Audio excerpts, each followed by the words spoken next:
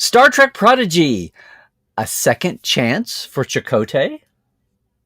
Today, number 228, yes. Trekland Tuesdays live with me, Dr. Trek, Larry Nemecek, coming at you right here from the portal, from the heart of Trekland through Portal 47, for the big picture, clarity, and sanity in all things Star Trek. Hey, welcome everybody. Our Tuesday folks are filtering in here in the chat. If you're new to us, if you found us out, welcome, welcome, welcome. We've got a great community here. I want to talk about some news this week. Yeah, we're going to do franchise, not fandom, franchise news. Yes, Shatner's supposed to go up on Blue Origin tomorrow. That'll grab the mainstream news, I'm sure. But what fandom is really watching was a lot of those New York Comic-Con panels over the weekend, which was great to see folks back live on stage for the audience as well as the panelists. And lots of news coming out of Discovery, but especially Prodigy. It's like this is going to have a huge cast. It's a half-hour animated series, and the cast gets bigger and bigger, which tells you that as they filter down through the guest stars and the recurring roles, I mean, that gives you a clue about that, right? So apparently there's a whole other ship that's going to be part of the plot. Hopefully it will fare better than Georgiou's ship was, getting all the dual announcements at the beginning of Discovery. Hopefully they're around for a while, but look who's... this cast is amazing. This is guaranteeing so much great crossover publicity. Daveed Diggs from the original cast of Hamilton is voicing Commander Tysus, who's an Andorian. Very cool. Jamila Jamil, who was on The Good Place, is Ensign Essentia, a Trill. Very nice. And Jason Alexander, that old Trekkie, is going to be a Tellarite doctor, which is just awesome. So look at me. So we've not only got a teenage Tellarite in the ship, in the crew, but we've got an adult Regulation Starfleet Dr. Tellarite. Noom, that's an interesting Tellarite name. Species diversity, I'm up for it. But Jason Alexander, look at the lineup there of what they've already got the attention this show. And look, they've got an Andorian and a Tellarite together in the same cast. Blow my mind. And they all have lines, apparently. They're not just extras, taking over the Elba 2 insane asylum. But of course, the top line news out of the Prodigy panel was the fact that, rumors were confirmed.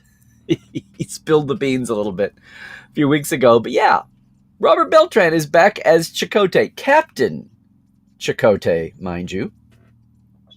I have a connection or two to Robert, and this is awesome. I can't wait to talk to him about this. But now we should get our expectations in a row. This is a legit Starfleet ship, so yay. We see a little bit of legit Starfleet in this. Whether they will be part of Janeway's training hologram, or whether we'll get cutaways over to their real live ship, or maybe there's part of some reference file that's totally static. I have to think it's somewhere between part of Janeway's learning, growing hologram. Oh, come on, that it's going to be that. She's going to have as much of a curve and an arc as the Doctors did 20 years before, because it's an emergency situation, and it's in a situation not built for what she was built for. We'll see what happens to her own character, her own parameters. But what will this other ship be? We haven't got a name yet, but Chakotay's crew. Kind of ironic here, talking about Chakotay's crew again. Not quite the misfits they were the last time, Rebels, when he had his Valjean McKee ship of raiders. But no, this whole news announcement is awesome. It's very strategic, both as a storytelling sense and as far as the casting. What a great coup on casting. Look at that diverse casting. And they've even got old white guy Jason Alexander in the mix too. Celebrity. But Chakotay and Robert are what grabbed my attention, what grabbed most people's attention. And yes, okay, so he's promoted to captain. But no, I mean more than this, because what dawned on me, and again, bearing in mind that this is hardly, the starring cast of the show, these are people who are going to be in recurring roles and characters. But because they've only got so much room in 30 minutes for this, plus the entire regular cast, plus the 2 villains we've had announced already. But we don't know how much of this survives the pilot, which apparently is a 2 1-hours, which everybody at New York Comic-Con got to see, which I'm going to watch soon. We don't know how long they sustain through the entire run of the series, whether they're recurring. I'm hoping they're recurring. I'm hoping these aren't just one-off cameos, but we'll see. But in any case, it really struck me how this, of all things, the animated show targeted at kids, but made for adults too. Don't be fooled by that. It's a second chance for Chakotay and Robert.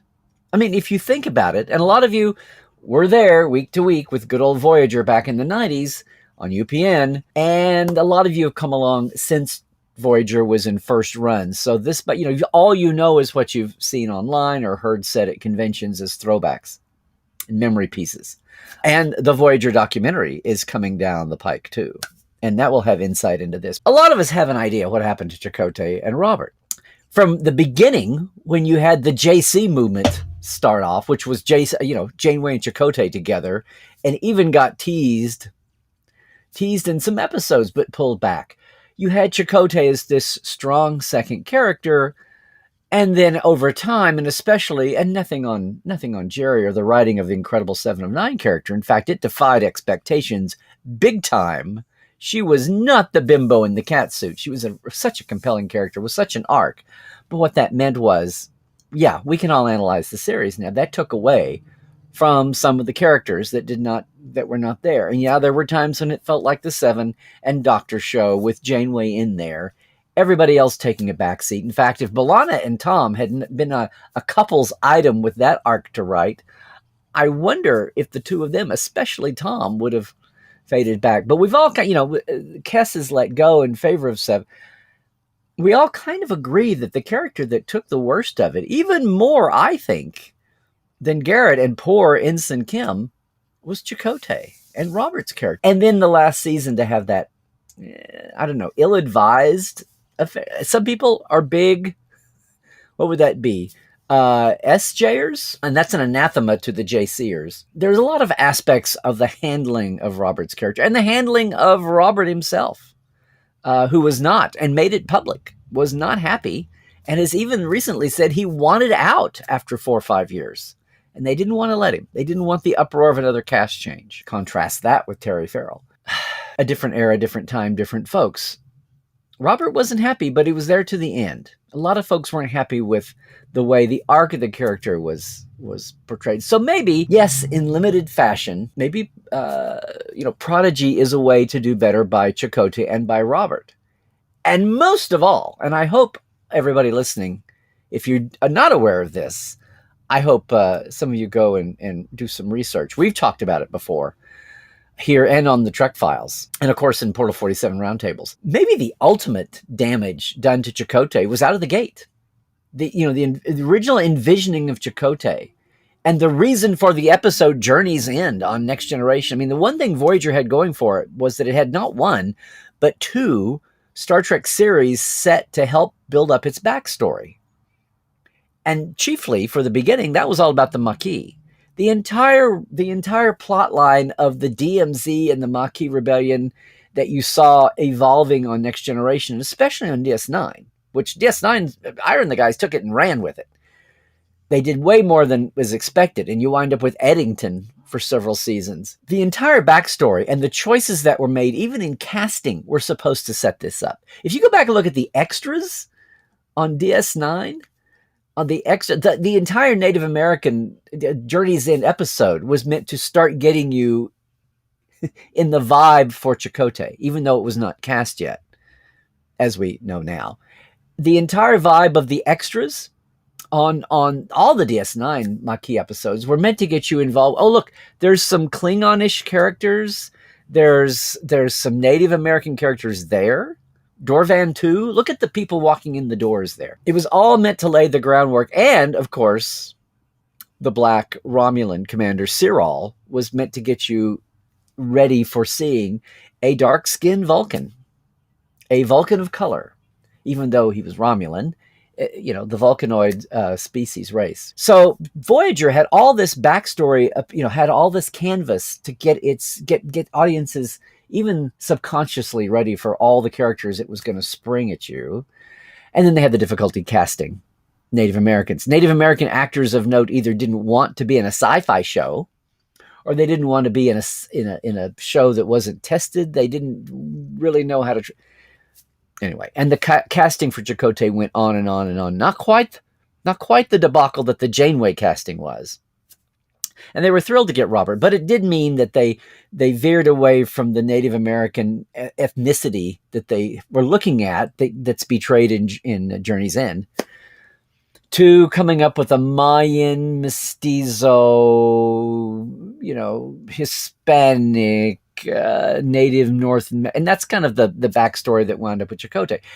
It actually got downplayed as the years went on. And yes, the ultimate point here is that Akuchi Moya, there's a lot of Chakotay's background that's just cringeworthy. I've talked about this in different platforms, but if this is new to you, whether you noticed it or not, whether it has made you viscerally wince over the years, and especially if you have some Native American background, if you have any shared heritage with the Chakotay character, it makes you cringe. The sad part of this was, it started with the best of intentions. Now, Michael Piller and Rick Berman and Jerry Taylor are not exactly are kin to any kind of ethnic roots that would share with Chakotay. So they did what everybody in Hollywood does. They found a Native American consultant to come in. Unfortunately, they were not alone in this, but they too were hoodwinked by a guy named Jamaica Highwater, who wasn't even named Jamaica Highwater. He was an Italian Jewish guy from New York who came west, had kind of strikingly rugged looks, kind of like Iron Eyes Cody was not really an Indian. Famous Tear, the APA's pollution commercial, was not native. Same way with Jamaica Highwater, who made a career and a living writing books and advising Hollywood and TV so they could be accurate in their portrayals. And his advice was hogwash. He's the one that watered down Ron Moore's references to actual native, like Kachina dolls. Everything was watered down, given a different name, because his original advice was you don't want to offend all the actual tribes and peoples using their words. So you have to come up with something akin to that, which was all hogwash and bullshit. So now people are watching the show going, well, this is all fake. This doesn't relate to anything. None of this sticks to me. It was exactly Bass Ackwards' advice. But that's what he did. And then so amp that up to 11 when they actually are trying to create a character. Everything about Chakotay, the proper words, everything about Kuchi Moya on down are bogus. On the advice of their consultant, the fake Native American, which was pointed out at one point, and somehow pre-internet, boy, if the internet was around today, I would like to think this would never have happened. But even in a day where there are researchers, I don't know what, I'd like to see I have seen some of the notes, the Joan Pierce research bunch, but Jamaica was the native, we hired him and he did this for all of Hollywood. So many fans watch Voyager now, watch Chakotay, and go, oh my God, how is this so? In a show like any Star Trek that's trying to be not just sensitive, but presentational, representational.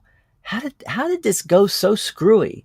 They had the best of intentions of wanting to have a native character. The first one with lines, I believe, since Ensign Dawson Walking Bear, which was the character created by my friend, the late, great Russell Bates, for the very last animated episode, How Sharper is a Serpent's Tooth, which technically was the episode, it was the submitted one, that won Star Trek its only show Emmy for daytime and children's TV. Yes, we had the extras in the motion picture rec deck with the other 400. But other than that, not a lot of oomph there for Native American characters, Aboriginal characters of any background, Australian, Canadian, whatever. Until Chakotay. They were trying to right a wrong. They were trying to be representational. They did all the stuff. They got the number one consultant in Hollywood to make sure they were square. And he was such a fake. And the run of that. And by the time that some of this started to come to light, they knew to back off of it so much. Were you disappointed that they toned down the fake, cringy background? I mean, it's like damned if you do, damned if you don't. So it was like, use the background or back off from it. In this case, maybe it was just as well. They just backed off. Yeah. So that was then. This is now. probably won't have a lot of screen time, airtime, to get into any of this. But yeah, the news that Robert would be reprising Chakotay, Captain Chakotay, just the idea that he overcame 7 years of Voyager work, and Admiral Janeway's recommendation was enough to clear him and all the former Maquis. That's a story thread we never got to see. It's a thread that's played out in some of the books and comics, I know. But as far as on screen, apparently all is well. All is forgiven. Come home, Marcia. Captain Chakotay is there ranked. And apparently live action with this head of this great crew, or part of the holodeck recreation with Admiral Janeway. Her storytelling and, the way she gives examples. Let's see our intrepid crew of the Chakotay ship. Whatever it is, it's awesome to see Robert back as Chakotay. It'll be awesome to see these other characters, even though, don't get too excited, they'll probably be just a sliver of the show. Hopefully, yeah. Hopefully it'll be more than, like Six Sad World on Daria, or Philip and Philip on The Simpsons. Hopefully it'll be more than that. And if there's any way with this young target audience that we can make some amends for Chakotay, that we can make some amends for Robert, that we can give Chakotay a second chance, well, that would be just icing on the cake, right? Cellular peptide or what have you. Okay. Just wanted to throw that out there. People were enjoying that headline news. I wanted to put a spot on the fact that, you do get second chances in this world. And I don't just mean for Robert. I mean for the great karmic body of Star Trek writers. Maybe we can do some good here all across the board. And hey, I hope you are doing some good all across the board this week. Time is moving along. We're all busy. Things are happening. We're starting to head into Halloween and the holidays, and then it'll be a new year. Hopefully 2022 will really be the year we climb out of the hole. Feels like we're doing that already, right? Well, I want to thank some folks who are helping me climb out of, at least climb to a higher ladder. Hey, it's our Patreon folks, our TTL Club. Once again, thanks Blaze K, Robin Wilson, Lawrence Todd, Anne-Marie Siegel, Keith Rombach, Justin Porteous, and Nathaniel Robinson. And yep, our live wires, Rusty Harold, Bjorn Gun Johnson, Jalen Bullock, Robert McLean, Alan Hohensi, J.R. Poole, and Casey Shafsky. If you want to do that too, if you want to be in the club, it's mid-month, but it's Patreon. You know how Patreon works. You can go support creatives month to month or by project. Mine is patreon.com/TreklandLive. Check it out. Very simple, $5 and $10 a month. Your choice. Nothing complicated. I got to get on that. It seems like there's always something in the way, but come on, Larry. You've got to keep your word here. Yeah. Also, today's Tuesday. This is your Tuesday twofer. We had a great episode of the Trek Files this week with none other than Adam Nimoy, Leonard Nimoy's son, talking about his 2 times directing on The Next Generation and the director's school that he went to. Wasn't quite what Jonathan and LeVar and Roxanne and all the rest did on their time with the Star Trek connection. He did it through the movies, as you might expect. So listen to Adam over at the Trek Files. The paperwork, the cool stuff is at our Facebook page, facebook.com/the Trek Files. But, you can get the show and all the great Roddenberry Network shows, and it's growing, kids. It's growing at podcast.roddenberry.com. Hashtag us the Trek Files when you can on Twitter. Would you? 2 normal weeks in a row, Dr. Ali and Dr. Trek, one of us is a real doctor, will be back at 10 a.m. Pacific Saturday, 1 p.m. Eastern, 6 p.m. UK time, with Life Support Live, where we go boldly through uncertain times, picking a theme, a mashup of Star Trek, currently kind of keyed to the fresh Trek coming out every week. So we're still in Lower Decks. But Life Support Live on Saturday. Come and join us. We have a great community. A lot of you that are here today are with us on Saturdays, so thanks. They are TTLers on Tuesday, and they are Lifers on Saturday. And maybe a lot of them are Trekophiles on Tuesday and all the time, too. Come join us if you can. It's live chat just like this with Dr. Ali and me. That's going to do it here for the break. Just remember, I'm Larry Nemecek's Trekland across the board. Larry Nemecek at Twitter. And if you want to join in and deep dive with us behind the scenes, it's like a mini con all year long, we say.